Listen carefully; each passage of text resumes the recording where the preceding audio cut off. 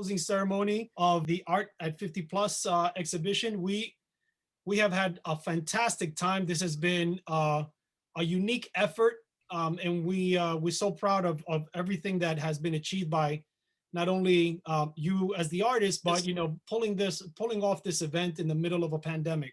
First of all, my name is Waldo Cabrera, and I'm a member of the board of the Islip Arts Council. And the Islip Arts Council is the one that we manage the Islip Arts Museum, and we arrange and curate the exhibitions at the Islip Arts Museum. So it's really all put together by the Islip Arts Council. So I want to give a big thank you to the board at the Islip Arts Council, President Chris O'Malley, Linda Moran, who I saw over there. She is our champion and always fighting to keep the arts alive on Long Island. We also have to give a big thank you to AARP, Bernard Macias, Associate State Director. Also, you've all seen the video. The Islip Arts Council has a YouTube channel, and the YouTube channel is Islip Arts Live. So if you type in youtube.com/Islip Arts Live, it will take you directly to the Islip Arts Council. And in there, you will see many of the events that we put together in the past, from the orchestra and Atini Awards to this very exhibition. You'll be able to see it there. So you'll be able to share videos. What we ask you to do is to please subscribe to our channel.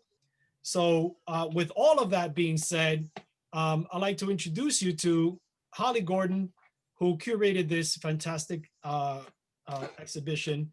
And the floor is yours, Holly. Hi, everybody. It's so wonderful to see you all again. I know you more by your art than by your faces. So this virtual reception is really giving me a chance to put the two pieces together. Endings are definitely new beginnings. Together, we have created a virtual presentation of epic proportions. And as you continue to see the exhibit, the video, and to pass it on to your friends and the local media who you're connected to, and the senior residences and nursing homes and assisted living in your communities, we will continue to broadcast our positivity in epidemic proportions. This is the kind of an infestation that we really want to spread as far as we can. And the video is going to be available into perpetuity, however long that lasts. Okay, so although we live all over New York State, one of the pluses of the virtual experience is that we're all only one click away. And that means that if any of you are interested in teaching a workshop on the Islip Arts Council Workshop Hub, you will be able to share your workshop with everybody in New York State. We really are stepping way out of our local community. And this is something that virtuality does. It brings us together for interest and not just be bound by location. We have so many plans for next year. It's unbelievable. I can only allude to them because contracts haven't been signed, but AARP has supported 2 Art at 50 Plus exhibitions, the real one last year and the real virtual one this year. So you can be quite certain that we are going to be doing Art at 50 Plus in 2021. So stay tuned to that. We also have another exhibition in the works that is nothing short of sensational, but I'm not going to tell you about it. I'm going to keep you in suspense. It's as though all of this virtual stuff has us flying, soaring, and the plane that we're flying on is still in the process of being built. If you are interested, and I hope you will be, in teaching an art workshop, all you have to do is go to the isleparts.org website and scroll down, and you are going to see workshops that are already being given, and there will be something for you to click on to share your proposal.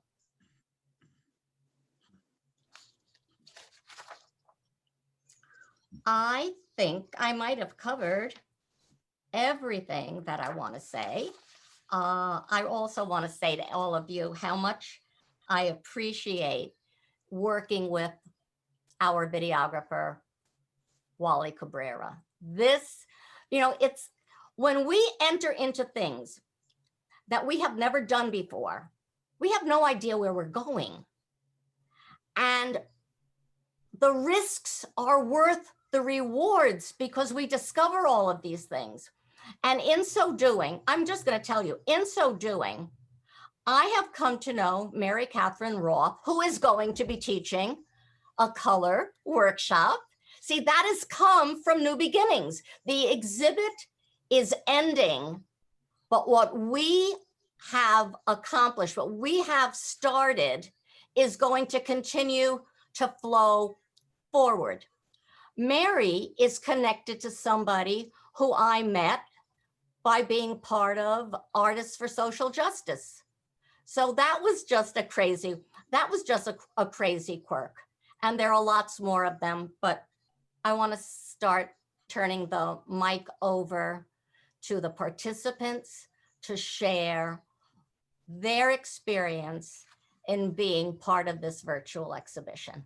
This is the part that I've actually really been looking forward to, just to hear some of the stories about how this experience affected you as an artist. Because, so many times you hear people complaining and they're very upset about this naturally upsetting situation that we're all in with the pandemic. But it is a time to sit down and be one with your thoughts and be one with your creativity. And it'll be good to see how we took a situation that is generally negative and turned it into a positive. I will now share my screen and play Mary Roth's video. And once it's done, Mary, you can take the floor.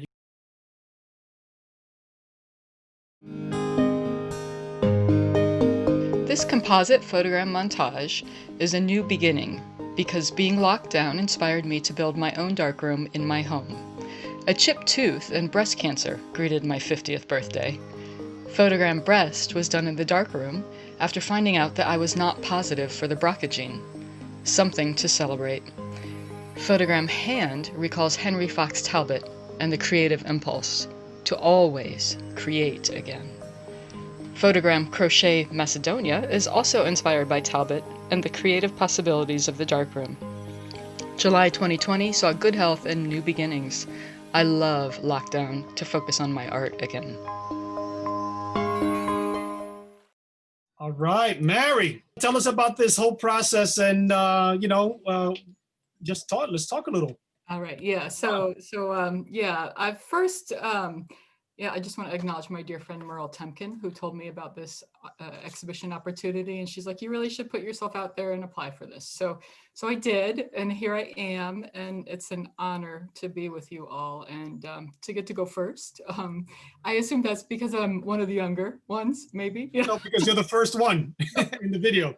And I just want to say, as I watched the exhibition a couple times, how powerful it is to have everyone's voice with their work, and what an incredible archive, really. And we should do this more often, for our work, to have a recording of it. So I want to say that I was so incredibly inspired by everyone's work. And especially as we get into the 80s and the 90s, I'm like, wow, okay, so I'm 51 and I have an 11-year-old son and a 15-year-old daughter.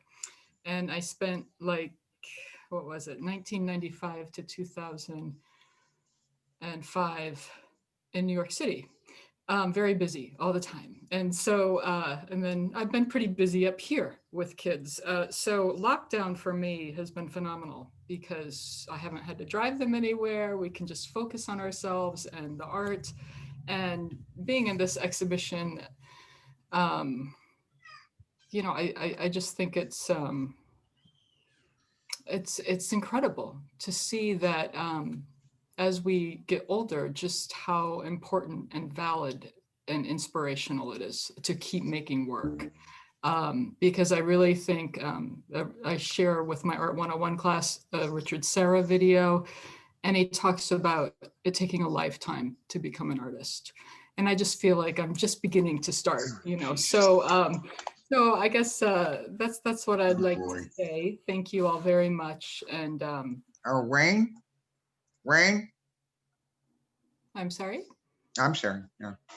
Yeah. So I don't know how many minutes that is, Waldo, but Oh no, well, you have you don't have to take all 5 minutes. okay. If you're done, no pressure to keep talking. It's just a pleasure, and I'll share in the chat. SUNY Orange just did an online exhibition, American Voices, with imagery and poetry. That's really beautiful. But I think that this whole ability to outreach to each other wherever we are in the world is something that won't be lost post. I do have a question for you. How do you create that? What you mentioned? What is your artwork? It looks like X-rays.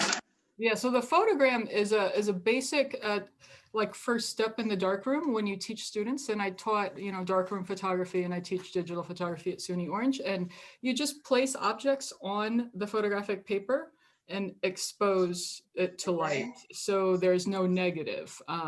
And Henry Fox Talbot is an early photographer who did this in the 1870s, 1880s, I think.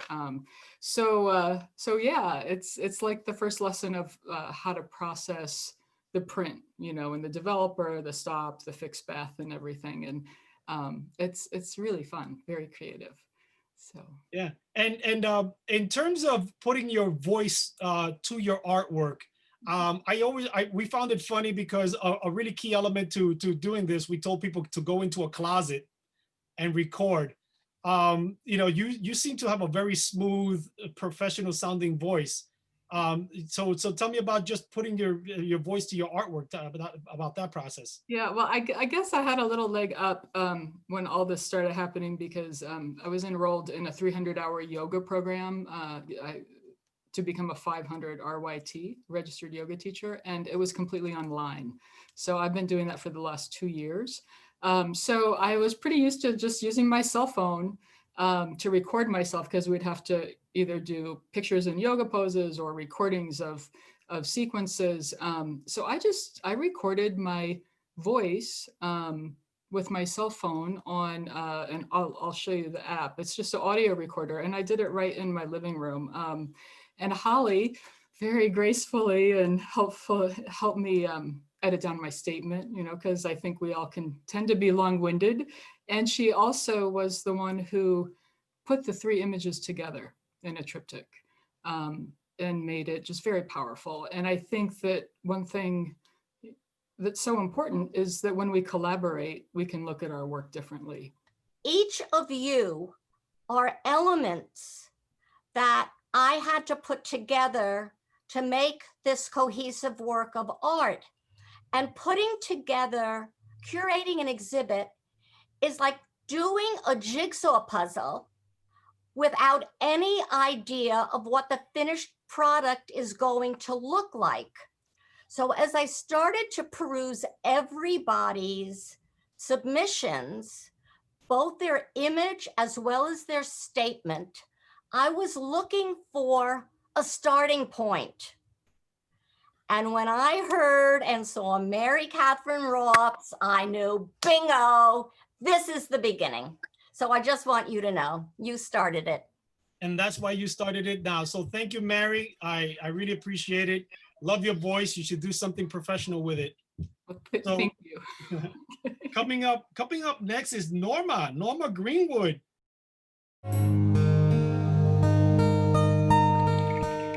New beginnings can feel uncomfortable, like standing on a precipice without something to hold on to. Changes can be an opportunity for growth and new experiences, or can be terrifying. The paintings I'm submitting speak to that point in time when things seem filled with uncertainty, along with new possibilities. A little girl steps out, testing boundaries. She's brave, and I often think of her when facing life changes that bring about unintentional new beginnings.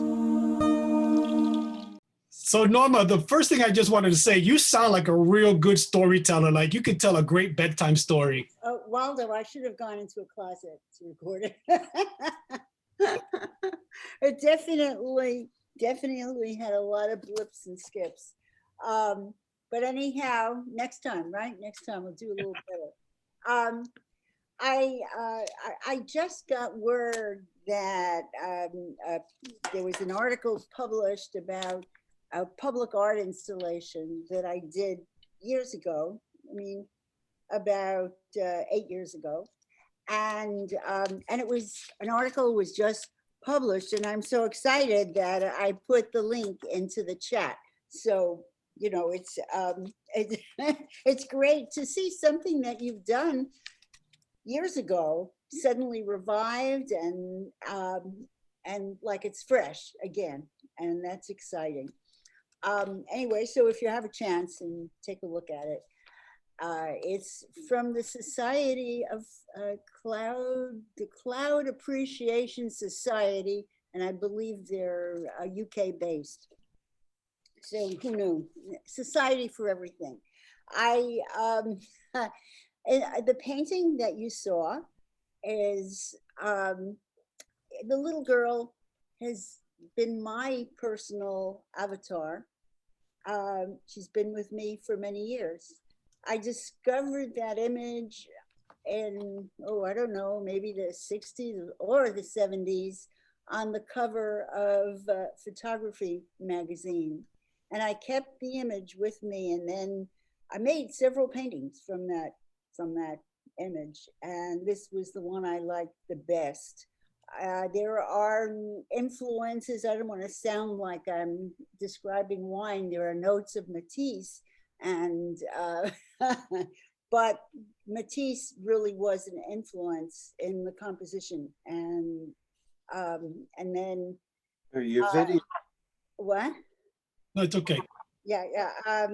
So and Matisse is just one of my personal influences, as is Richard Siebenkorn, and I love the color. And when I'm stuck for what's the palette that I want, I'll go to Richard Siebenkorn and figure it out from there. He inspires me. Anyway, the young woman, that little girl, is as much about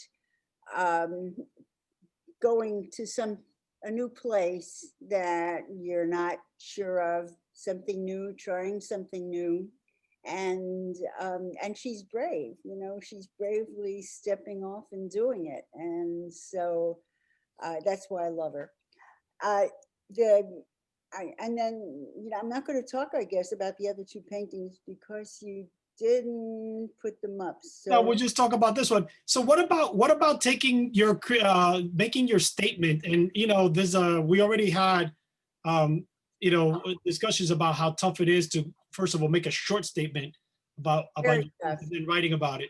Yeah, it was tough, and I kept timing it and retiming it, and that was another problem with the video, because I realized that if I didn't speak really, really fast, I'd never get it in. And so that's, you know, I guess I'm a slower speaker. I'm naturally a slow speaker, maybe. And so I would have only had like 10 words. Hi, Mike. I'm on. Go ahead. yeah. And so anyway, my series of portraits, I do a lot of portraits, and they're as much about me as they are about the subject. And it's about relationships. And I think, you know, if I know the person, it's always so much better when you know the person that you're painting, right? Because you can really express something intimate and personal about them. And but yet I've been commissioned to make portraits of people that I don't know, and they just send me their photograph. And you know, it takes a lot of time and thinking about what am I really seeing here. And so I mean, I just love paint. I love to paint, right? And it's just like magic. You put it on the canvas, and before you know it, you've suddenly got depth, and you've got illusion, and you've got something that surprises you and draws you in. As the painter, it draws you in, and then you hope that whoever sees it is going to really get that message and going to be pulled into the work. And that wraps up our 5 minutes, Norma. wow. See, that's why I had trouble with 30 seconds. No, thank you. You know, it's I guess in the time of this pandemic, having that young lady looking outwards to the world, I think it was more impactful in a way that you never thought it would be, because of COVID, to just have that girl right there at the threshold, sort of looking out. I think it reflects a lot of what we were all going through, and some still are. Yes. So thank you for your time. Thank you. Our next speaker will be Robert Wolf. In 1985, while a professor of graduate art therapy at the College of New Rochelle, I began working on Timeline.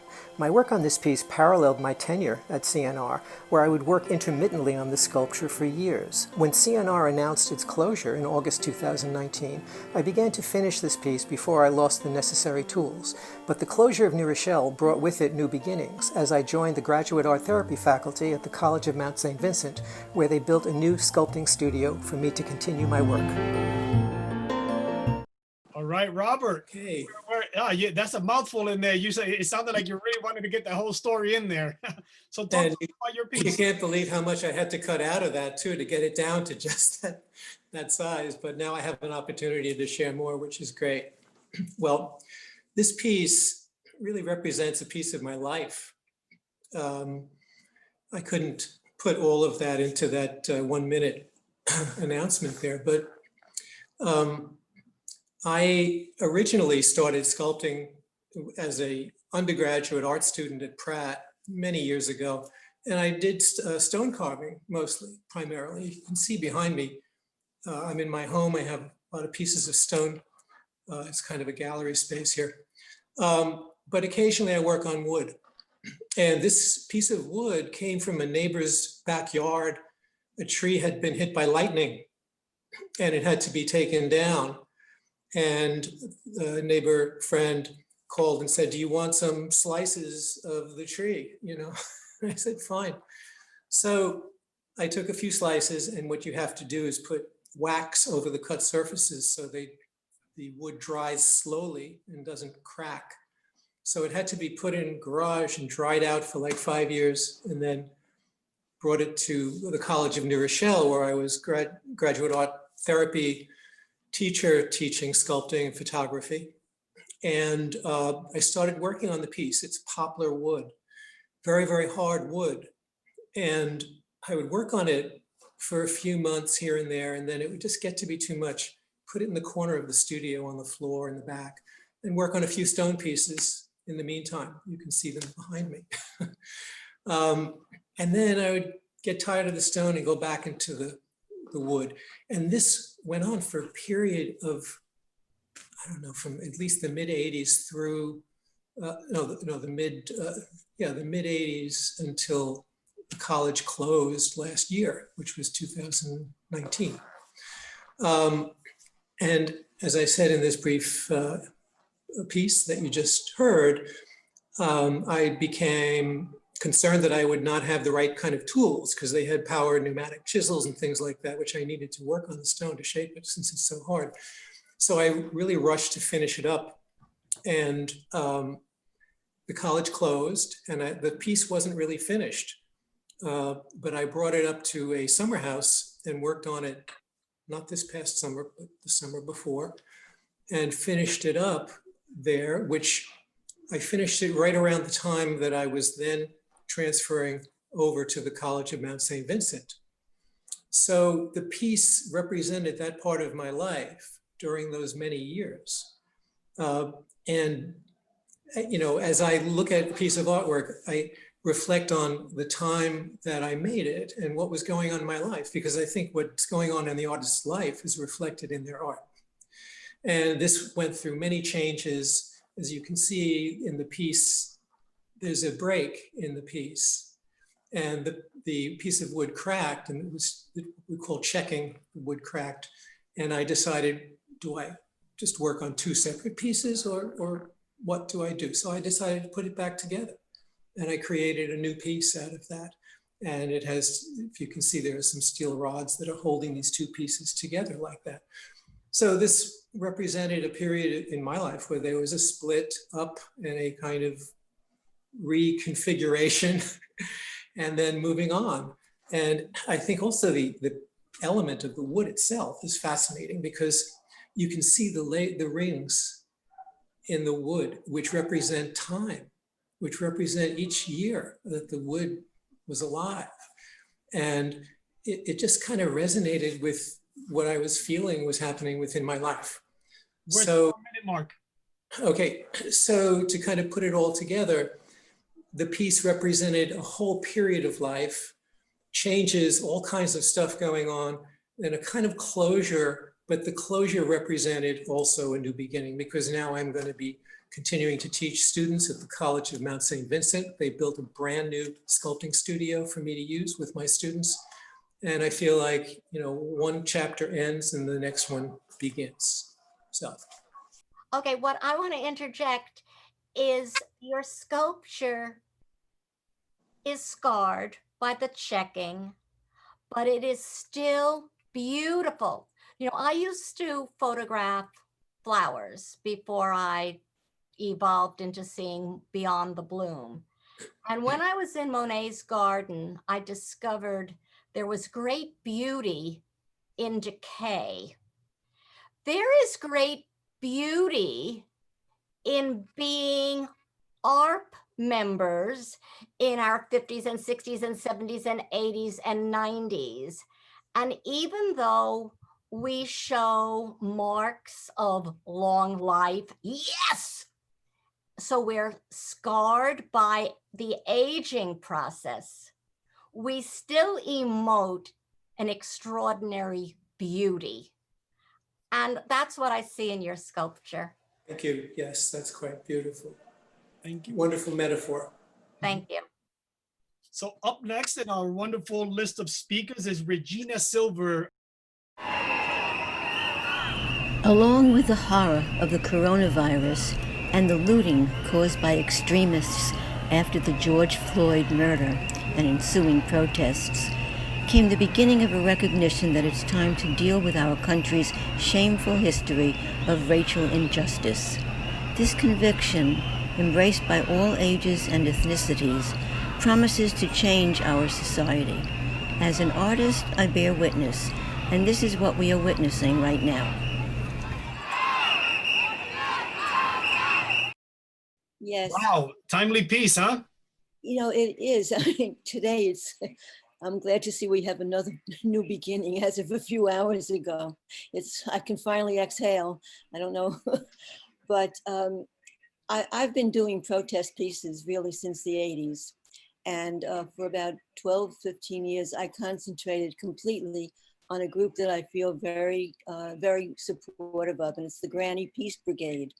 And I followed them, photographed them, and then made a whole series of paintings about the grannies. But one thing that I always did, as opposed to my earlier protest work, was that I always worked from my own experience. I was on those protest marches with the grannies. I held their banners, you know, I handed out pamphlets, we talked to people. And with the other hand, I was taking pictures from my cell phone. Well, when the COVID hit, I wasn't able to, as a senior, I was behaving and wasn't really able to go out on the streets at all.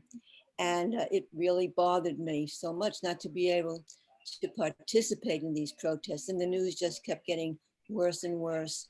So that when the protests happened after the George Floyd murders, and I saw that it wasn't just Black people saying Black Lives Matters, but a lot of white people, yellow people, I mean, every color and every age were coming around and growing into this realization that we really have to do something. I mean, we weren't doing anything about COVID. We weren't doing anything about race. And all of a sudden, at least this seemed to break the ice a little bit. And I started feeling like, well, maybe it'll work out for the better in some respects after all. But as I said, until a few hours ago today, I wasn't really sure, but I feel much more positive now, much more hopeful, especially when I see the people, the young people in this country who are very serious. You know, they're not all just on their cell phones and on Twitter and on this and that. They're concerned about the things that are important. And to me, that is vital. And if that, a lot of that came out of their marching and their being together against all odds, this, you know, to go out and protest in the middle of a pandemic. And they're very courageous. And I just wish I could have been there with them, but I'm glad to see that it happened. And I'm really looking forward to the next chapter. And I think it's just started. And thank you, both of you. Holly, you're an inspiration and a support for us as artists. And it makes it all much easier to keep doing. And Waldo, your hour-long video, which I watched as soon as you produced it whenever you started it, I was just in tears. I felt like it get the chance to get to know each other and to know each other's attitudes and how this all affected us and how it affected our art. And I found it, I've been seeing a lot of videos lately, I'm sure you all have, but I found this just very, very moving and honest, you know, that all of us really just told the truth about where we were. And as artists, we're lucky enough to be able to have something visual to back it up. Okay. Did I talk long enough, Waldo? Yeah, no. So Regina, one question about the technology. Obviously, you know, for many of us, most of us, this was the first time participating in a virtual exhibition. Well, how did you embrace the technology? Was it easy for you, or did you, you know, because I'm sure you're just used to having a piece put up on a wall? Well, yeah, it's new for me to have my piece on Zoom, but I've been participating in Zoom for about a year and a half now, working with some web designers for the New York Artist Circle website. And so we've seen, you know, I kind of got a little bit of accustomed to being on Zoom. And then just with small groups of artists where we have like little marketing groups and weekly where Norma is and Elaine Forrest, we have learned a lot of this technology just by having small support groups. So it's really not hard if somebody explains it to you. I don't have a teenager living in the house anymore, but you know, it's good to have other friends who are more technical and who just lead you there. Putting my work up is like putting my work up when I apply to anything. It's really not difficult. We can all do it. In choosing the work for this exhibit, it's artists create as a reaction, as a response to life. And we have certainly been given a lot of opportunity and anguish over the environment that we've been living in. And it's important to let the public know that artists just don't do pretty pictures. We are creating from our experience, and some of the experiences that we are having are painful, are agonizing. But even in our creation of horrors that we've been living in, we are not being destructive. We're being positive and constructive because we are presenting our anguish and our frustration and our anger in a positive means. And that is so important. Ben, I see that you're there. Love your beautiful shirt. I lived next door to the historic home and farm where the abolitionist John Brown lived and sheltered the slaves in the 1800s. As I passed by the statue every day, something told me to paint it. He did so much good to help the slaves and black population. It is my hope for a new beginning that we will come out of this pandemic with a new sense of equality and fellowship for all people.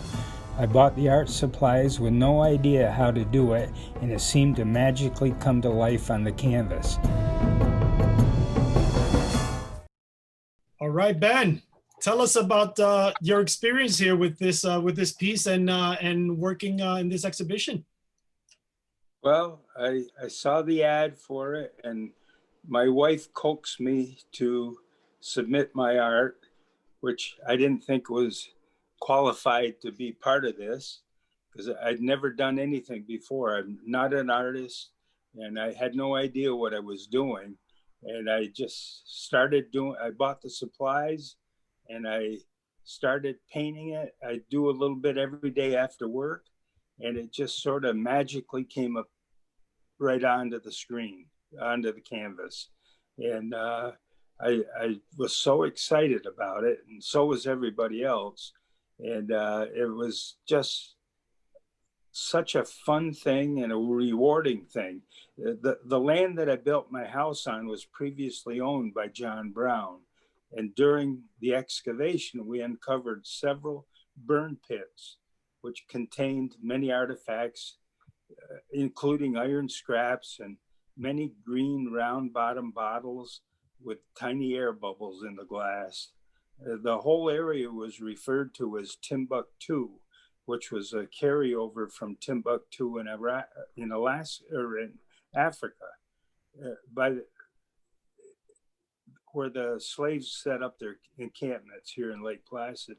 Today, the farm and house are visited by thousands of people, black and white. And the statue shows John Brown embracing a black young boy that depicts what should be the way blacks and whites interact today. I never heard a local person anytime say anything negative about black people. They liked the black people that lived here. And as I saw the statue over the last 40 years, I felt that I should paint it. I never had any painting experience in my life. So I bought some supplies and blindly started to paint. And I found that it just magically started to appear on the canvas without any idea what I was doing. We had several black families working in the area, and one of them was put on our local Lake Placid Hall of Fame as one of the best people we ever had in the community. And that's really why I did it, because the black people here are respected and loved and embraced. Oh, thank you, thank you.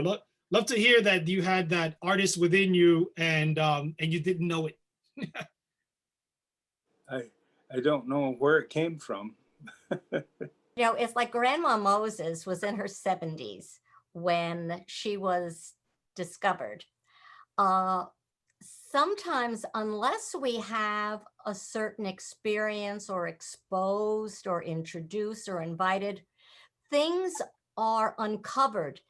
I keep telling people that during this pandemic, we may be discovering things about ourselves that we never knew we had in us. So the fact that you just discovered that you can paint and you still must have paints left over. Yeah, I keep do. at it. Keep at it. We can learn and grow at every stage of our life. And how wonderful that you made this discovery. Thank you. I'm sort of apprehensive about trying another one because I just don't feel I have it in me. All right. Maybe it, No pressure. Well, it'll be like To Kill a Mockingbird, right? One and done. thank All you. right, well, thank you. All Welcome. right, so the person, our next up is Manuel. Is Manuel with us? I don't think so, but let's show his video.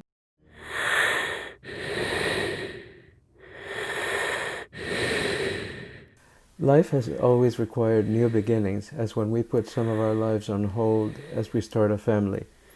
When our quarantine started, the new beginning was a series of works to help me cope with the desperation of the astounding and unreal ways in which the world had turned upside down.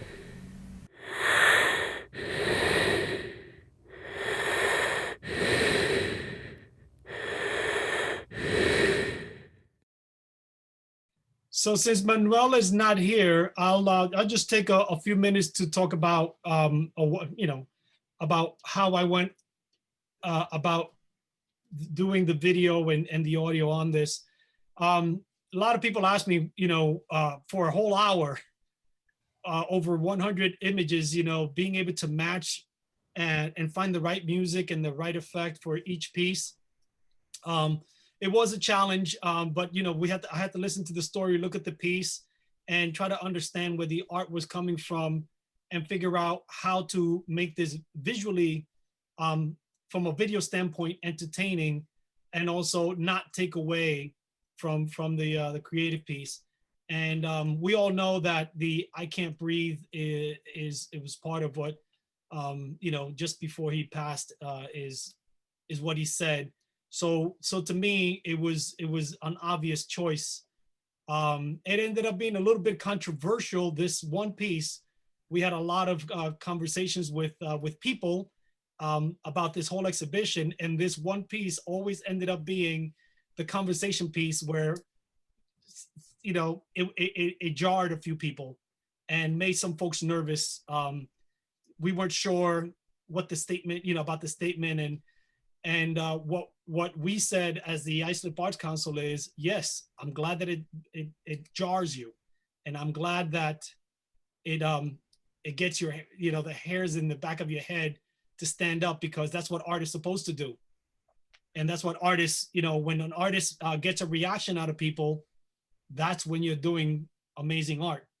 So I felt proud to really, be part of all of your pieces, and also bringing out that additional little bit of life into each of your pieces. But this one in particular, I had a really good time with, because it really slapped a lot of people in the face and made them sort of, uncomfortable. And that was the greatest compliment when somebody told me they felt uncomfortable. I'm like, yes, thank you so much. But see, that is something that art does in a way that speaking or writing doesn't do. It's a more subtle, as blatant as it is, it's more subtle in getting people to change their minds. And good that they felt uncomfortable, because it's terrible. Yeah. So that was it, and as in terms of just working with all of you, it really was this exhibition. I consider it lightning in a bottle, and we've already said that it feels like we all know each other. It's something that you just cannot get this experience by walking through a gallery, because in a gallery we're able to jump around, and in any random sequence that our heart wishes, we see art. And then sometimes when we visit, the artist is not there to talk to us. And then even when they talk to us, we get distracted, and the artist sometimes maybe loses a train of thought and doesn't give us like a complete or zeroed in explanation of what their art is. But when you watch this video, you're getting a really well thought out message being given by the artist, and you're seeing it in a specific way. You can't really randomly watch this video. So you're getting set up one image sets you up for the next and sets you up for the next. So it's a unique experience that for today, for 2020, it is perfect. I'm not sure how perfect it will be going forward, but it is the perfect medium and the perfect set of artists at the perfect time. So it was great to work with you on all of that. Joyce, are you with us? Okay, so while she unmutes, I will play her video. Having so much extra time to paint was a blessing, which is getting me through this crisis. I was a textile designer at one time. With the limitations imposed in the COVID environment, I tapped into my experience to bring fabric and natural forms, such as plants, flowers, or still life subjects, into something altogether new. With the comfort of the familiar, I was emboldened and indeed inspired to combine colors into new themes. I look forward to being inspired by my colleagues.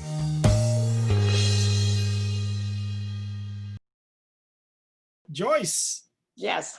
Tell us about this piece, and and when you saw it all together, after what we all did with it, you could give us some reactions about what you thought about the whole thing, especially your piece. Well, also, I can tell you that anyone else who has seen it, so impressed with the way it was all put together. Not only the organization, but the sound effects. I mean, you made it into a movie. You made it into a blockbuster. I have to tell you that I think what I missed the most is taking the drawing classes. We had life drawing at the Islip Museum, and we had it twice a month. We had a terrific model, and the camaraderie is just so important. And you know, it's something that you take for granted, and painting alone is really rough.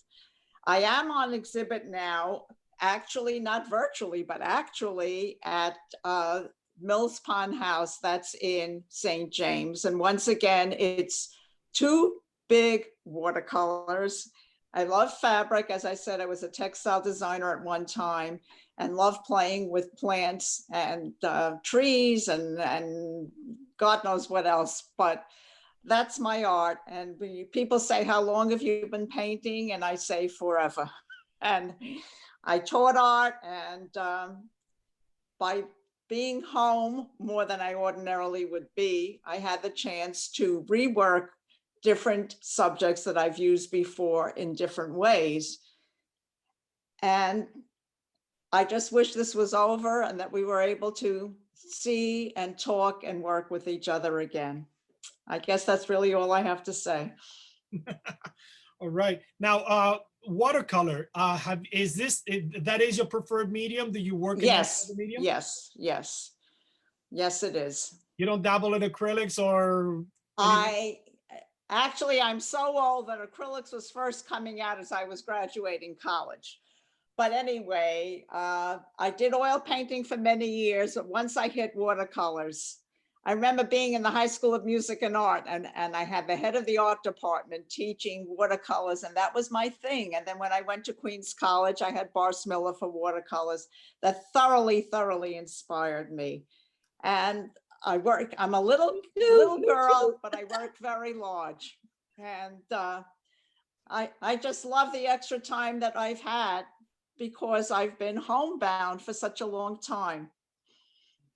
So in terms of the creativity, level of creativity, I know that you said that it's a little tough to paint alone.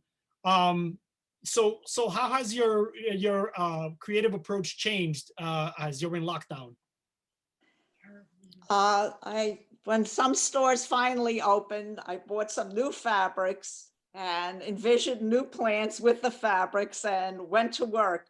I miss doing landscapes, being out there, going to Northport Harbor and painting boats, going to Huntington, and all the beautiful scenes that we have on Long Island. It's something that you really don't want to do alone with a mask on. And really nobody wants to go with anybody else to paint outside. So that's become a problem. It's definitely made me very homebound. So my final question to you is, once you get the all clear, what's the first thing that you're going to paint? If I have to do winter scenes, that's going to be a problem. Let's hope it's this winter, but I think comes the spring, outdoors and shake out all those cobwebs and get to work and paint. Blydenburg Park, any place, Stony Brook, the grist mill, anything, just to get out and smell the good air and not worry about being contagious or contaminating anybody else. All right. Thank you. Thank you, Joyce. You're welcome. So up next, we're just checking that Lynn is with us. Lynn Ubell. For me, new beginnings is what the post-pandemic world would feel like emotionally and physically. I have always been inspired by the juxtaposition of the grids of New York City, where I live, and nature. My art represents the yearning for calmness in the calamity and destruction that we are living through now.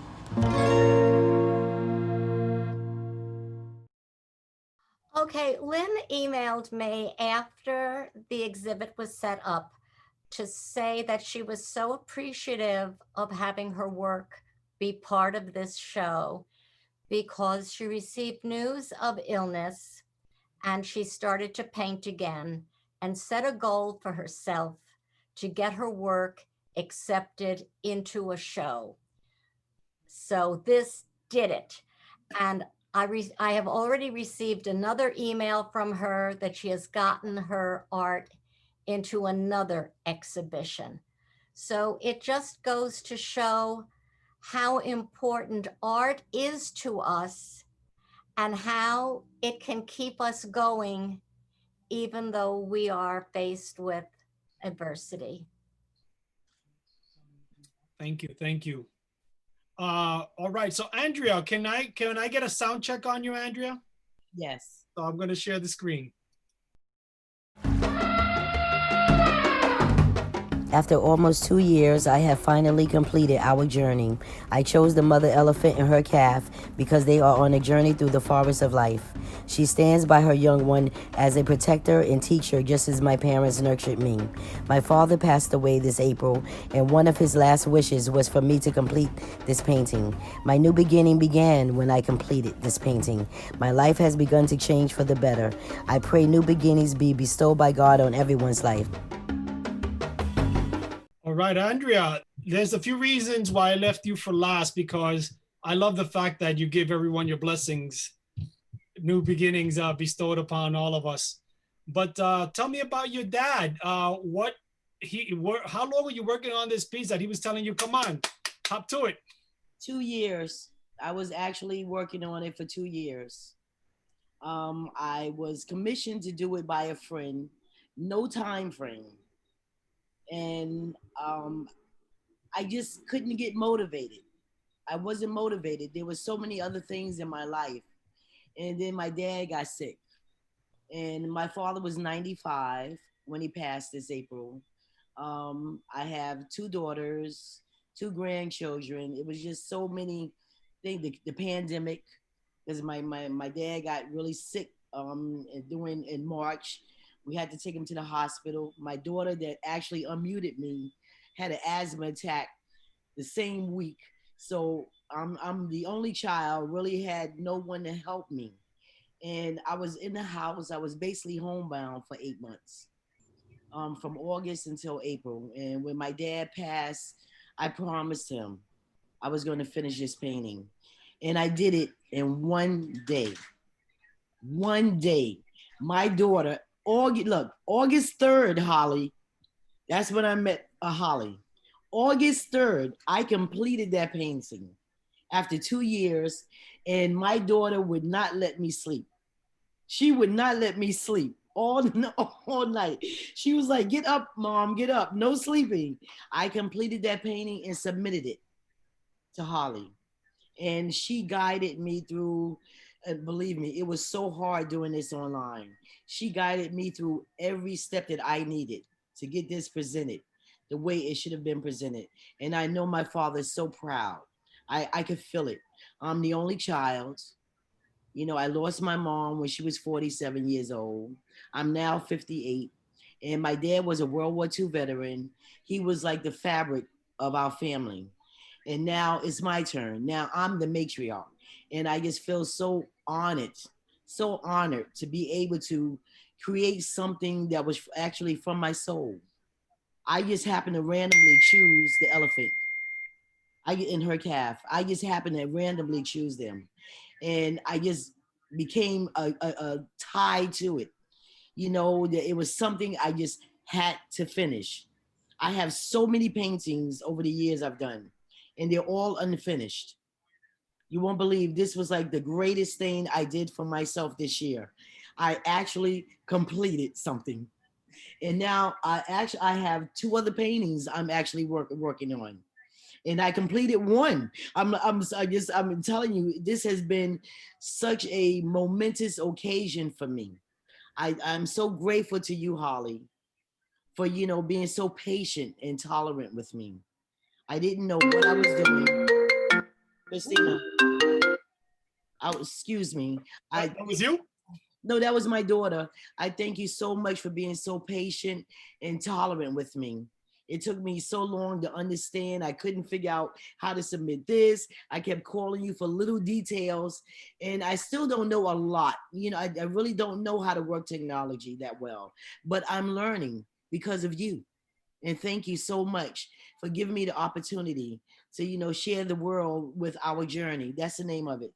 It's called Our Journey. It's my walk with my children, as well as stepping into a new world, a new life for us, because life is different for me now. Not only because of the pandemic, it's because my one child is gone. She's older. She has her own family. Now the other one, she's getting ready to graduate. So I'm going to be an empty nester soon, and it just gives me so much hope that I'm not alone. And I felt so connected when I looked at all the artists, all their works. I felt like, there is a place in this world for me. And thank you so much for coming at the right time in my life. You are so welcome, and you touch upon so many things. I mean, first of all, is to thank Linda Moran for, in 2018, to invite me to be the curator of the Art of Collaboration, which Ward and I will get to in a little while. But the success of that, once she made an arrangement with Bernard Macias and AARP to do the Art at 50 Plus last year, and asked me to curate it, that was an unbelievable gift. I mean, I've curated during my lifetime, but this has been an extraordinary experience. And when Linda okay, so I get this idea of how I want it done. Now, I don't know any of the technical stuff. I just know how I want it done. And was up for several nights wondering, like, can a video be put into a Zoom? So Linda had suggested Waldo Cabrera. And he said, yes, yes, yes. And this was magic that just erupted. And it was without it. It's like Norma Greenwood's girl stepping through the window into a space with no platform. And in some ways, that exemplifies all of us, because you weren't the only one who didn't know how to do an audio and submit this or that. Everybody took the leap. Some of us were more graceful than others, but it doesn't matter, because it all has come together, and we are going to build upon this experience for next year.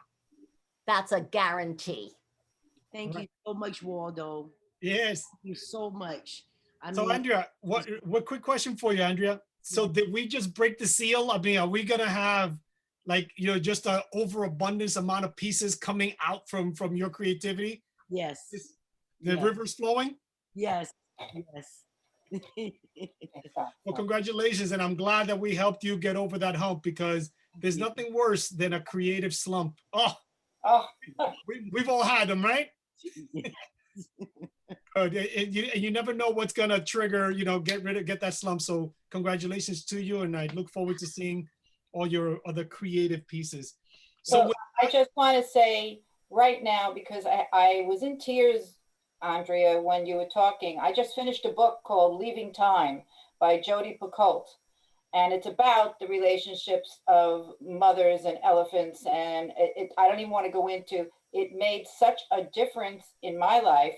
And now hearing your description of your painting and the help that Andrea and Wally, this whole project became monumental very early on. And I can't tell you how thrilled I am that Wally and Holly saw this through, and Chris, who's not on right now, but Chris O'Malley made sure that this whole Zoom project worked, because I'm kind of furloughed. I'm not really in the picture, but I'm so much a part of all of you, and I want to thank you all for participating. This has been probably one of the best experiences we've had with the Arts Council in terms of personal relationships. I know some of you from taking classes at Islip Arts Council at the museum school. And of course, I know Belinda, who works so hard on all our social media. And some of you I don't know, but now I feel like I know you. So thank you all very much. And Andrea, keep working. Thank you. Excellent, excellent. So that wraps up our speakers.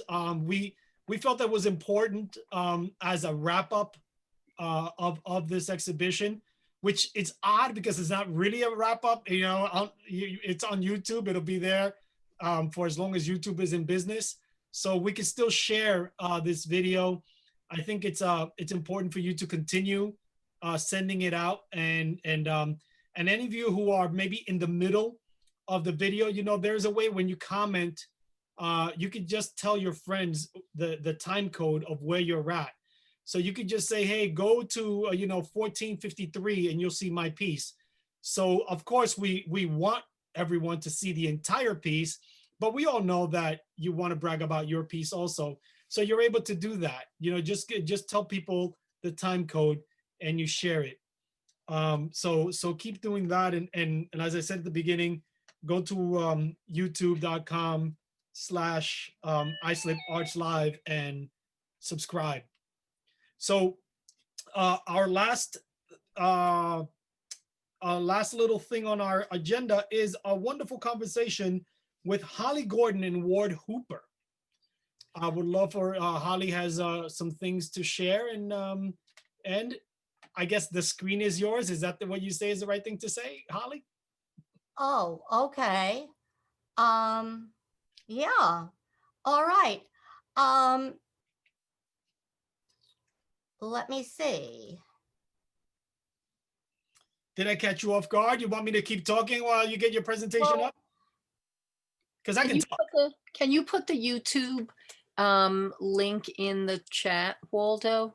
I will do it now. I guess I put it up there earlier, but it was a bunch of other chats came in, so I'll do it right now. Great. So it's youtube.com, youtube.com/iSlipArtsLive. Yeah, I think Wally, what caught me off guard was we were going to ask Isabel. Oh, I'm sorry, Isabella. Sorry, Isabella. It's only right in front of me. So Isabella, are you with us? I see her down here. Isabella? Yeah. Thank you for reminding me. As I said, I get excited. I need to. Is she here? She's muted. Isabella? All right, well, if she's not going to talk, before we go on to Ward's and my part, I'm just going to interject and say the interesting thing is Isabella was supposed to talk. Her work is not in the art at 50 plus. But she has been so taken by our project that she has already been in touch with us to teach a workshop. And that is marvelous, because sometimes people feel, well, if I didn't get accepted into something, I'm just going to walk away and go hide in a corner. But that isn't her attitude at all. So I was hoping that she would talk a little bit about about what her workshop is going to be. But it will be. If she comes back, we'll have her just before we close it. Say a few- Okay, and it's just so important for all of you to become members of Islip Arts Council and stay in touch with what we are doing, because it is going to blow you away. All right, now let's see if I could bring up the video for Ward and me. Share screen. Here it is. Oh, okay. Let's see. All right. Now, I had started to mention to you, and where's Ward? I want to make sure that he's unmuted. Okay, see, this is something that is so interesting, because Ward and I met on social media. We did not know that we were going to get together. Like, all of us are connected by Zoom, are connected by this virtual exhibit. There are 100 of us who can get together with each other. We have no idea what can come from that. Some people have already stated that they're interested in teaching a workshop, and some of you might take the workshop. Who knows? But Ward and I got together in 2014, and here we are 7 years later.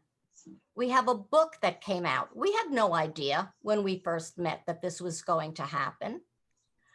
But Linda Moran was so inspired by the collaboration that Ward and I were involved in 2017 or 2018, that she asked me to curate the open call for the Islip Art Museum and call it the Art of Collaboration.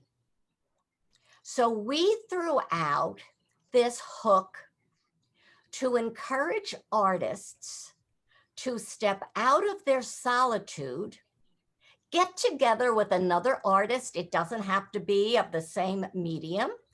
It could be art and music, or art and dance, or printmaking and painting. It didn't have to be the same thing, but see what happens when you put your creative heads together and create. So it really was a very risky open call, because we had no theme. We had no idea what was going to happen. And the exhibition was nothing short of stupendous. And the excitement and energy that came from the artists who participated was wonderful. So here you can see Ward and me standing in front of the curatorial statement at that exhibit. Now, this exhibit, some people say timing is everything. And it is.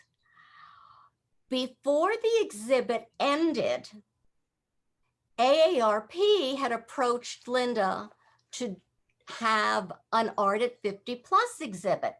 And because we were riding such an exciting wave, Linda said, hey, Holly, you want to curate another exhibit?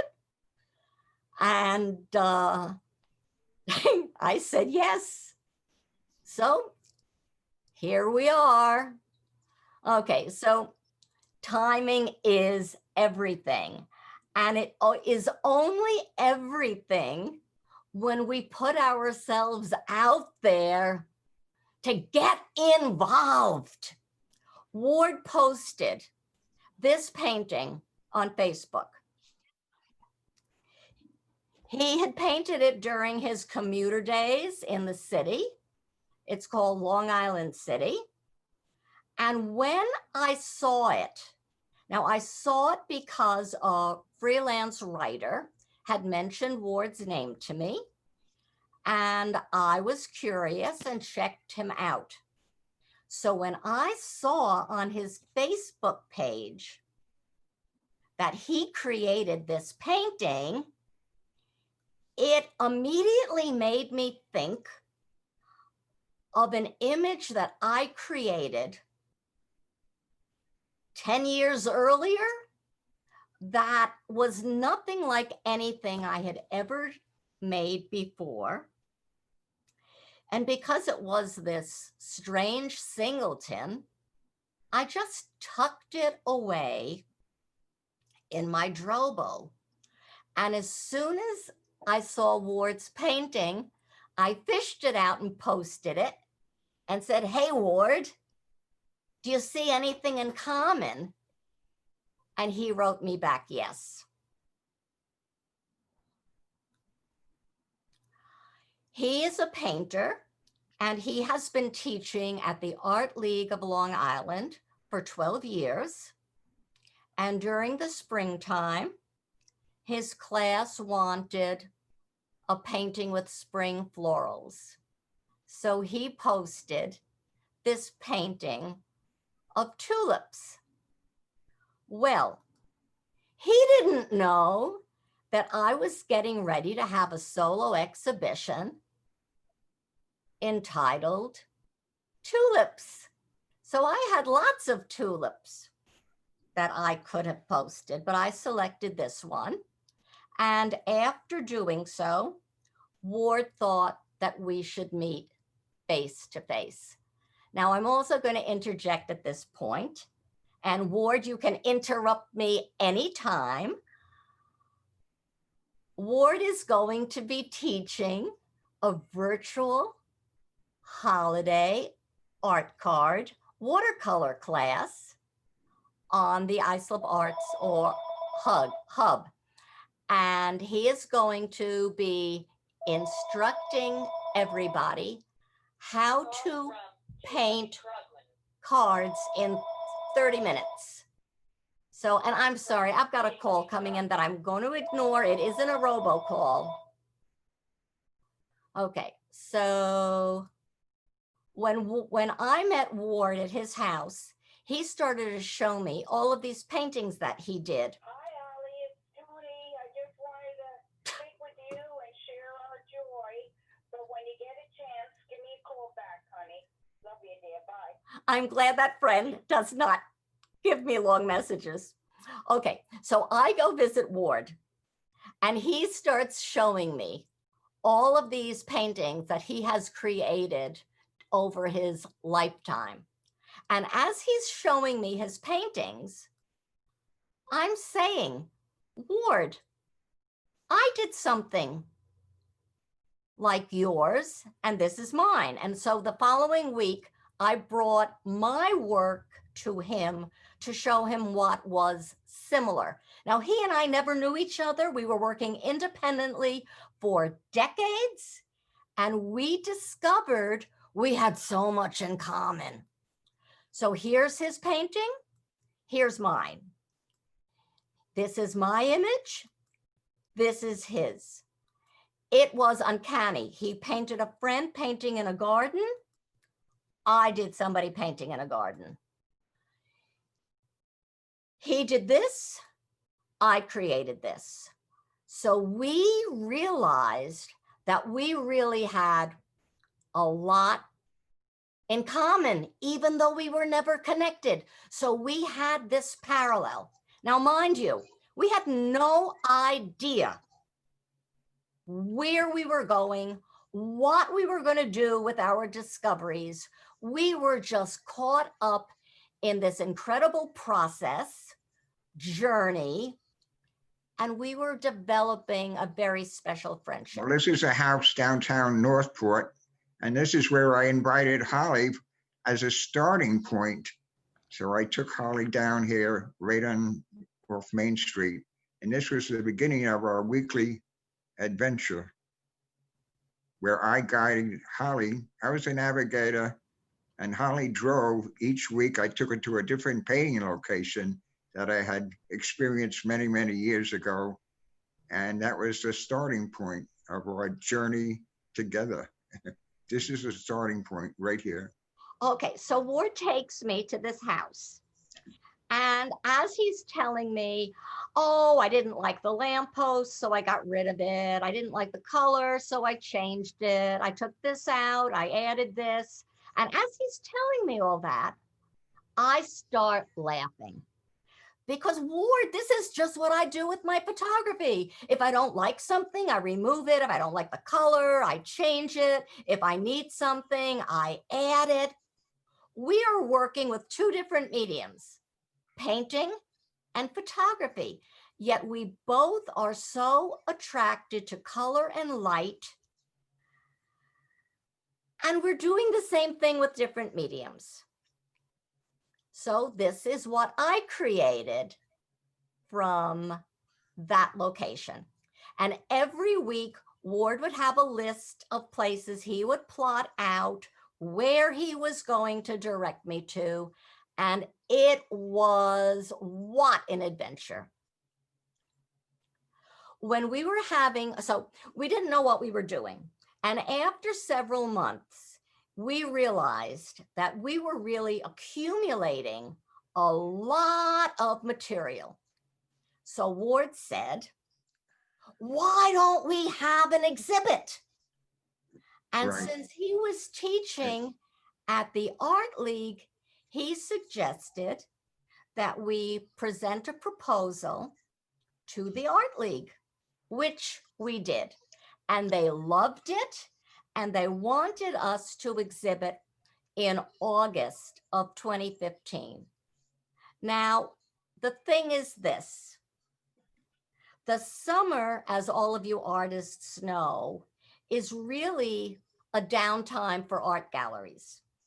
So no surprise that there was an available spot for us to exhibit in August of 2015 at the Art League, but we rocked. And Ward said to me, he said, I don't want to wait to 2016 because No he's way. already Right. tickling 90.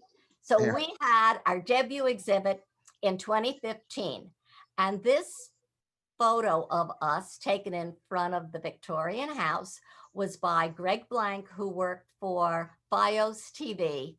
And in preparation for the exhibit, they were doing a promo video for us. So we simulated the start of our adventure.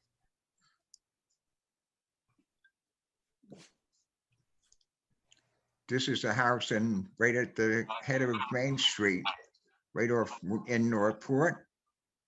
And I did this as a demo for my class in the Art League.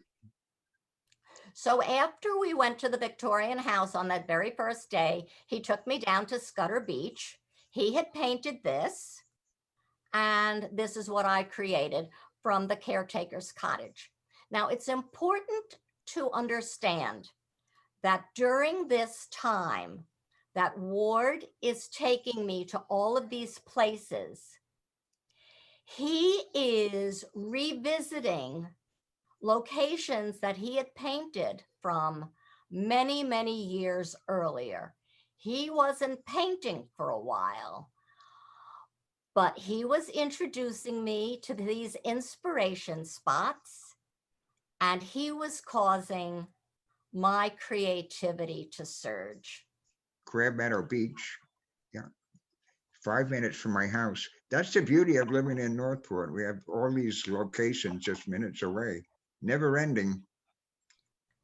And so here he photographed me at Crab Meadow, which was new to me. I had never been there. And this is what I created. And then he took me to Kings Park. And when I stood on the cliff and looked down, my remark was, I didn't know Long Island had bluffs. No, Holly, no, surprise. And so this is what I created. And here Ward is looking down from the bluffs. That's one of the neat things too, because very often he wouldn't know that I was photographing No, him. I had no idea. And This I is a- didn't yeah. know that he was photographing me. So we really had a very symbiotic relationship. This is a great location, known mostly to dog lovers. Oh, this is out at Eaton's Neck. Okay, so here we are at Eaton's Neck, and then my creation from Eaton's Neck. And I don't know where I am, Ward. Yeah. Is this Yeah. mocking? It doesn't matter. But he got me Got shooting. on the right, it's on the beach, And I got him on the dock. Northport. This is the famous Seymour's Boatyard in Northport, where they built ships in the 1800s, and it's still a working boatyard. And Beautiful spot. And it's gorgeous. And this is what I created. So when we had our first exhibit at the Art League at the Jeannie Tengelson Gallery, we decided that we would put into a film strip photographs of the location that we were inspired by, so viewers could see our paired works and the actual photographic locations that inspired our creativity. And in that way, we were bringing visitors and viewers into our experience. Okay. It's, So it's a beach at Huntington Crescent Beach. I love the houses stacked up on the hill.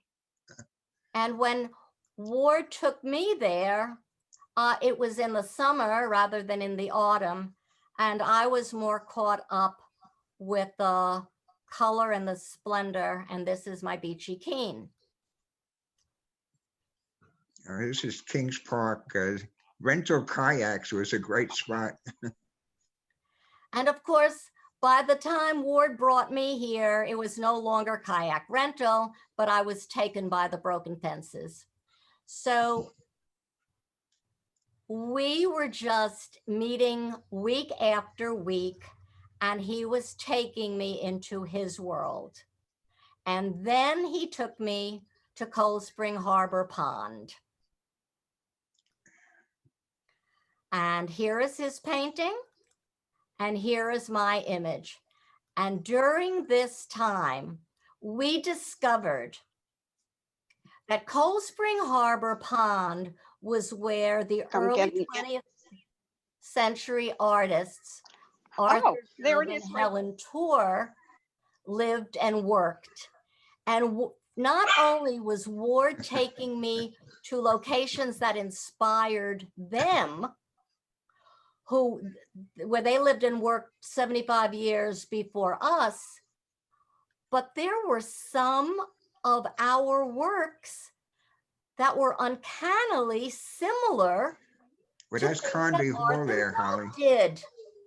So we began to realize that more than having parallels in our own lives, we were doing a little bit of a time traveler's kind of a thing, because we were paralleling their lives. Ward took me to Hi, this is Condy Hall. and he was so taken by okay. my image that he started to paint again. Okay. And once he started painting, there was no stopping him. Oh, this is a wonderful spot out at Eaton's Neck, and summer day, and we discovered these young boys who were having a swim out here, and it turned to a perfect spot. Okay, this was my image. And here is Ward's of the boys of Asheroken. So when Newsday featured the debut of our exhibit, The Boys of Summer is what he selected. Now here is the Dove Tour Cottage, because when I mentioned Arthur Dove and Helen Tour to Ward, he said, oh, I could take you to their cottage, and he did. So this was what I created, and here is Ward's painting of the cottage. And then, you know, sometimes you have these wonderful relationships with somebody and they do something for you and it just brings you to tears. Ward painted me photographing the cottage, and you can even see my tie-dye sneakers. Yeah, right. Here is what the cottage looked like in the 1920s. And here you see them. This is from Geneva, New York, because they had come from there before coming down to Centerport. And here's Ward's race day. And when I showed him, and here's my, so Ward wanted race day in our exhibit. So he said, Holly, do you have any sailboats? And I had taken a series of photographs when I was in Nova Scotia and came upon this sailing camp and created this image from that. But when I took those photographs in 2006 or 2008, I had no idea that years later they would develop into something else. And that just brings me back to a comment made about unfinished paintings, unfinished art. That's one of the things. There is no clock that determines when a piece of artwork gets begun and when it's finished. And art is a process. And even in doing the work that I'm doing now, sometimes I'm revisiting early photographs and I'm turning them into something else because times have changed and my vision has changed and technology has changed, and sometimes it happens that way. So here we are, and there we are at the exhibit. And the brush lens project was the title of our exhibit. And here's a reception and the gallery talk that we had. And then we were invited to exhibit at MacArthur Airport. And who knew that a neighbor of Arthur Dove's son would be passing through and seeing our exhibit and writing us a note? I mean, this is where you just can't make up things like this. It was all part of the journey. And the journey is continuing. Absolutely. Of the Nissaquag and mine and out in Setauket and Stony Brook Mill. And this photo collage that I made years before I even knew Ward, to discover the similarity to Arthur Dove. It's just amazing how things fell into place. And then when I showed Ward the painting that Arthur Dove did that was so similar to his race day, he was sold on the fact that. Yeah, absolutely. Yeah. And of course, as I'm going through this, oh yeah, I'm going to do it quickly because this wasn't the video I wanted to show you. Okay. But it doesn't matter. We exhibited at the Long Island, at Long Island University in Brooklyn. Beautiful gallery. No, sketches. Yeah. And I introduced Ward to the South Shore. And along the way, we discovered. Yeah, that we were going to put this all together Wow, that's into a where book. we ended up. That was my entry. Yeah. And so this was Ward's entry in the Art at 50 Plus. And who knew when we met each other that we were going to develop into a book? And that is why we're showing this to you today, because we're all together. Who knows what's going to happen Absolutely. if we put ourselves together? Right. So I thank you for indulging this slideshow. I had a much shorter one, but I opened up the wrong one. Is Wally still here someplace? There we Yeah, okay. thank you, Holly. That was fantastic. Now I got in touch with Isabella. Isabella, you with us? I'm here. All right, Holly, could you do the introduction of Isabella as to why Yes. you put her on the list? The neat thing is, and what I love so much is Isabella's work isn't in the Art at 50 Plus, but Isabella has been emailing me and talking to Chris O'Malley about teaching a workshop. And that is just so fantastic. And I don't think you were on earlier, but we are going to be doing an Art at 50 Plus next year. We're going to be doing something else too. Nothing is signed and sealed, but you can pretty much bank on it. And I certainly hope that every one of you is going to become an Islip Arts member, and that you are going to check out our workshops. You might consider doing a workshop. Well, Holly, hello, Holly, let me stop you. Holly? Yes. Didn't you want Isabella to talk? Yes. Oh, okay. Okay, take it away, Isabella. Okay, here I am. All right, anyway, you were talking about inspiration. Thank you.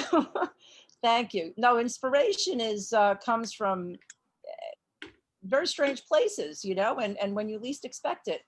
And so, yes, we did have a long conversation. Holly, fantastic. We talked about art and specifically about doing art in this pandemic and being indoors and how it kind of affects us and how we interpret it with our art. And so from that, then we started discussing a workshop. And so I am going to be in a collaboration with my friend Geraldine. And we hope to present a workshop.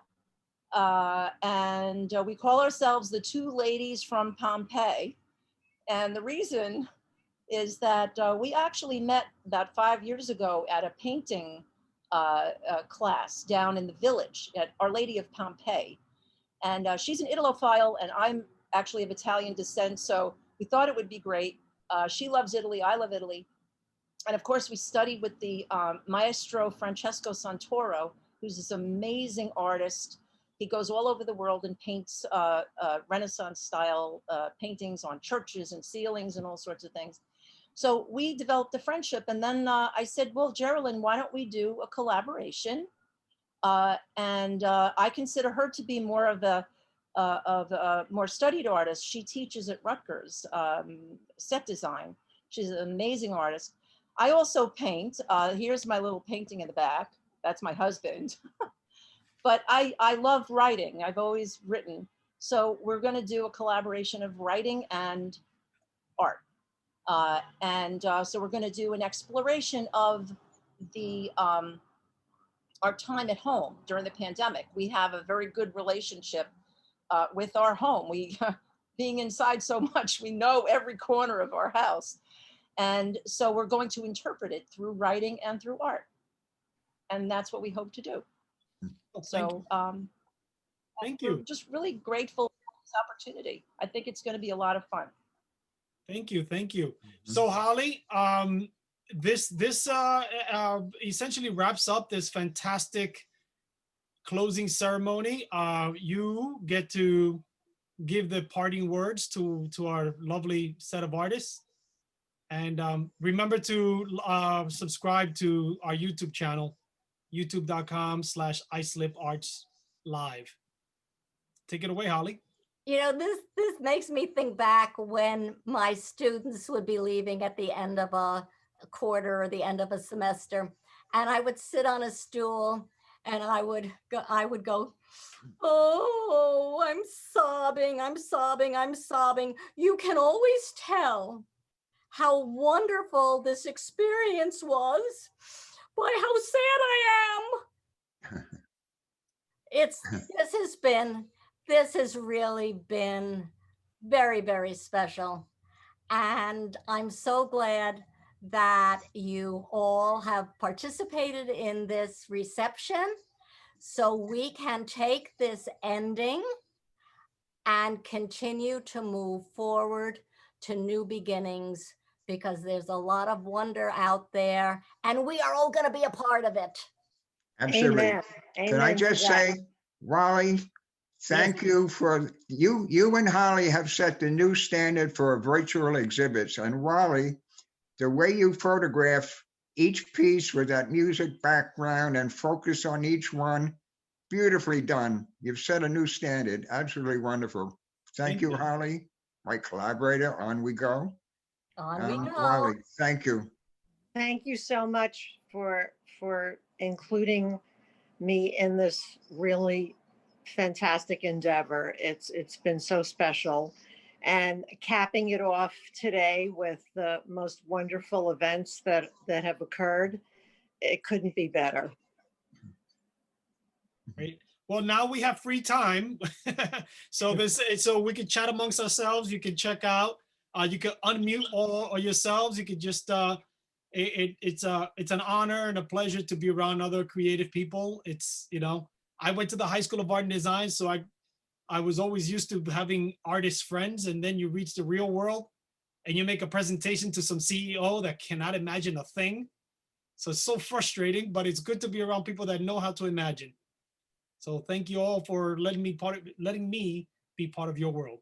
Oh, thank you. This was great.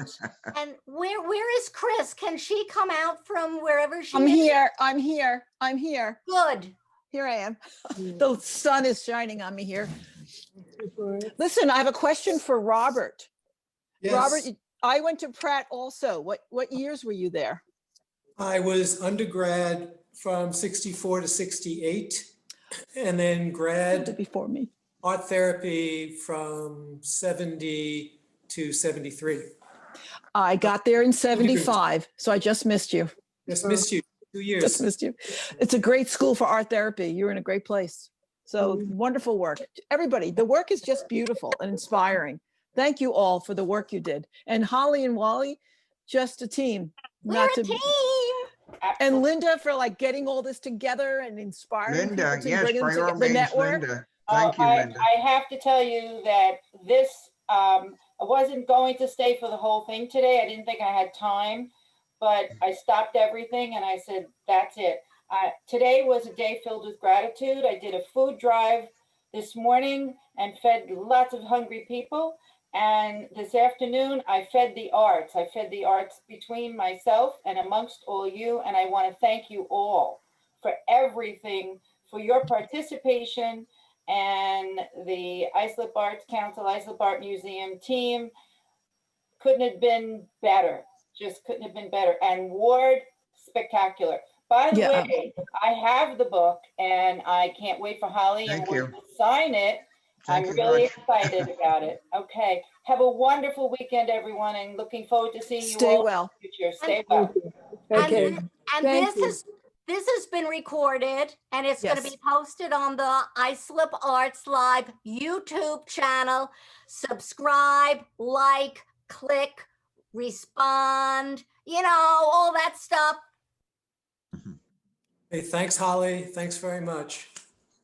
Thank you. Thank you. Waldo, thank you, Holly. Thank you, Linda. Well done, everybody. Thanks, Round of Wally. applause. Round of Well applause. done. Well done. It Thank was you, Linda. a great afternoon. Thank you. And we're Good going to see seeing you you all all. again. We're going to see you all Stay again. creative. Yes. Thank you, Ward. Thank you. Best group. Okay. Well done, Holly. You did it. Yeah, you did it. We did it. Ward, you did a great job. You're there. I think Thank my you, I thank think you. I think my favorite moment is when we recorded somebody saying, "I think I have to pee." That was so funny. I couldn't stop laughing. Like, I'm just so glad we recorded. Hey, I'm a senior. I'm 92. I know you're the super senior. Yeah, but it wasn't you. No. But No, you it's know a feminine voice. But whoever said that wasn't wearing Depends. Doesn't matter. It's just so it's such a perfect part of all this. It's great. It's what happens when you're 50 plus. You know, I'll just tell you about a silly situation.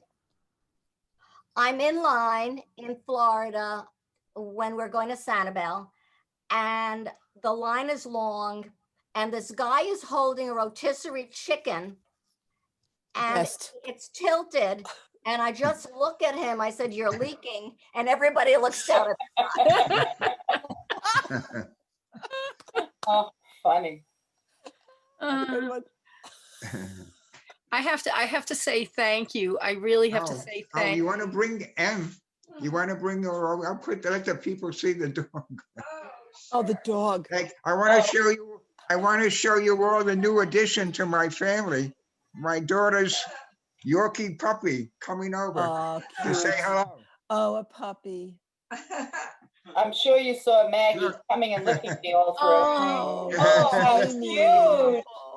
Adorable. Tiny.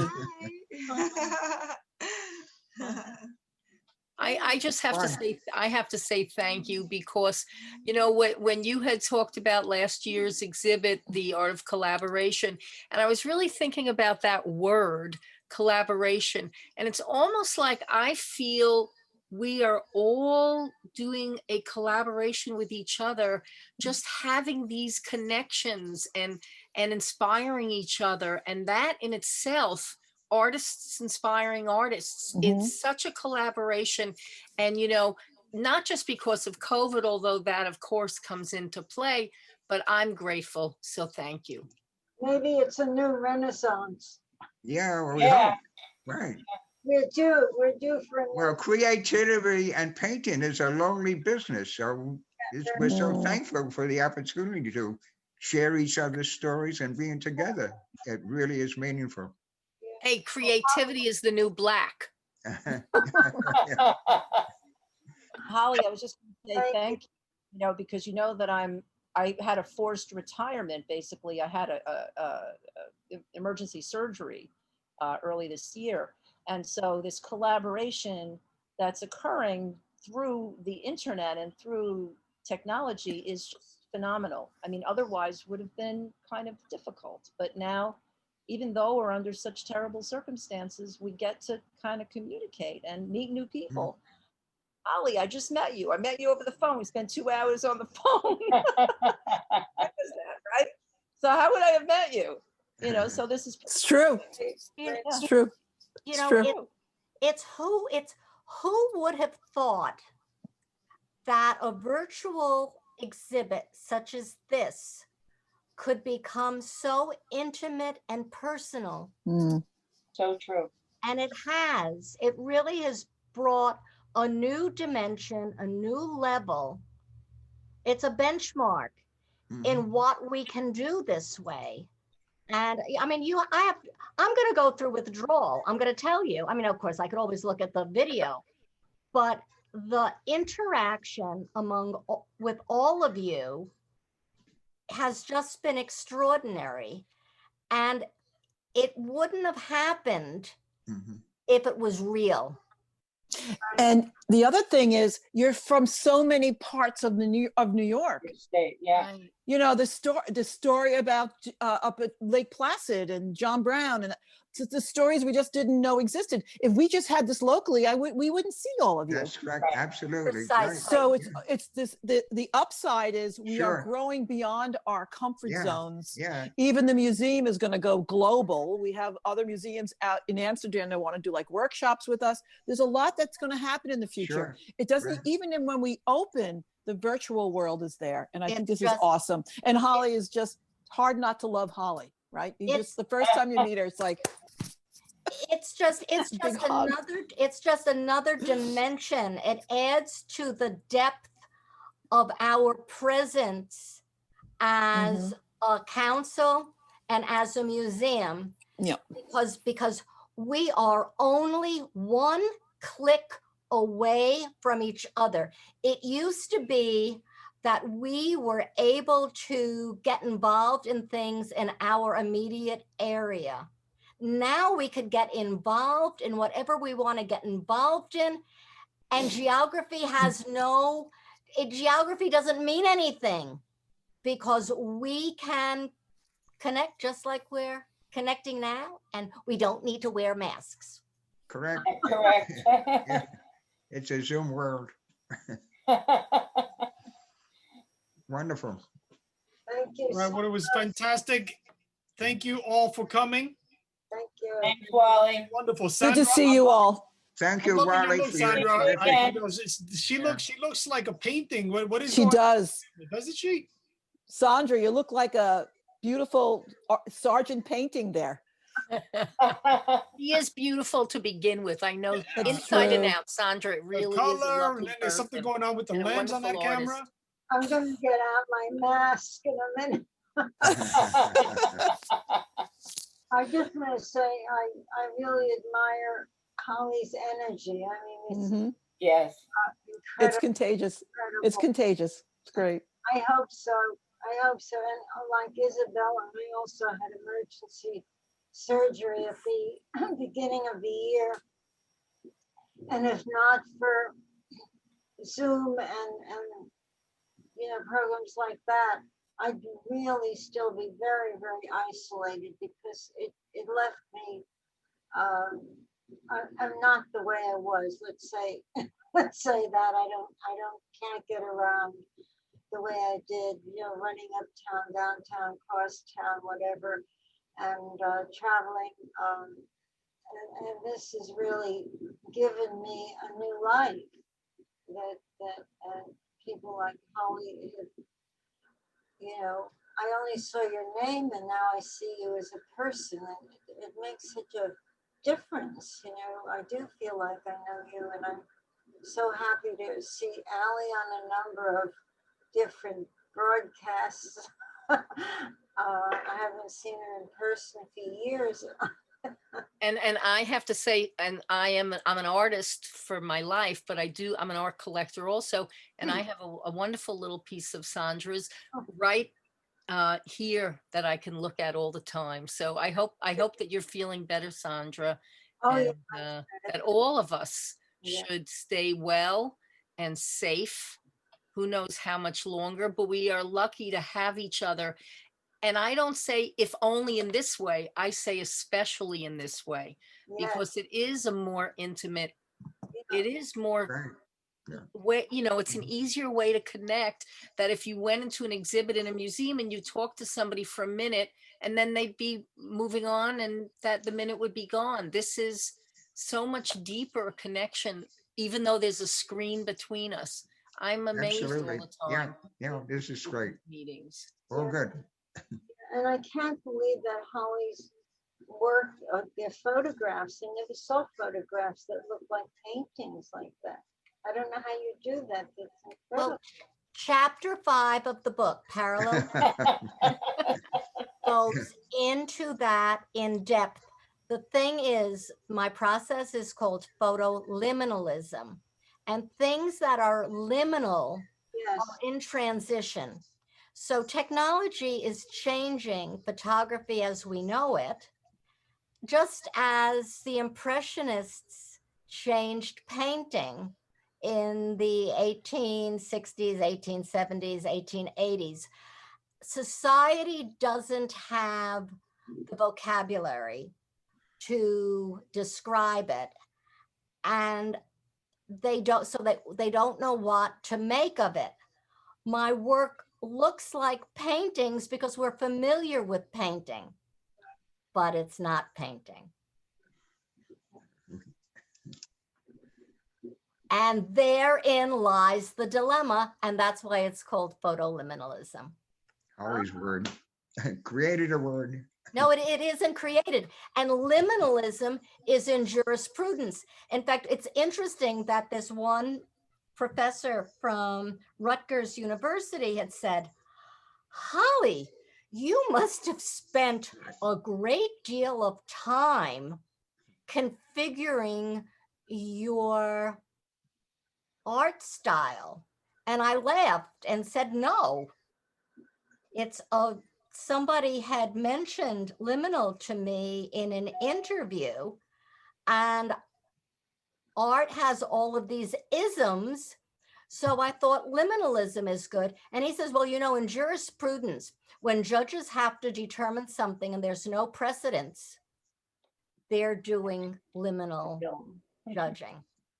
So it's whenever there's nothing on which to be the foundation, to be the start of your evolution, then it's a liminal. If there's nothing that preceded it and you're starting something, it's liminal. So actually, this video is liminal because I don't know, but I will bet you that there is nothing out there, or there was nothing out there before we came along that did with the audio and the music and the images that we did. And oh my goodness, how serendipitous. I agree. That Linda put Wally and me together to, Yeah. to do this. Yeah, thank you, Just want to Linda. say thank you. Thank you. Thank you, I have Wally. to go Thank you, also. Linda. Bye, everybody. Thank you, my collaborator.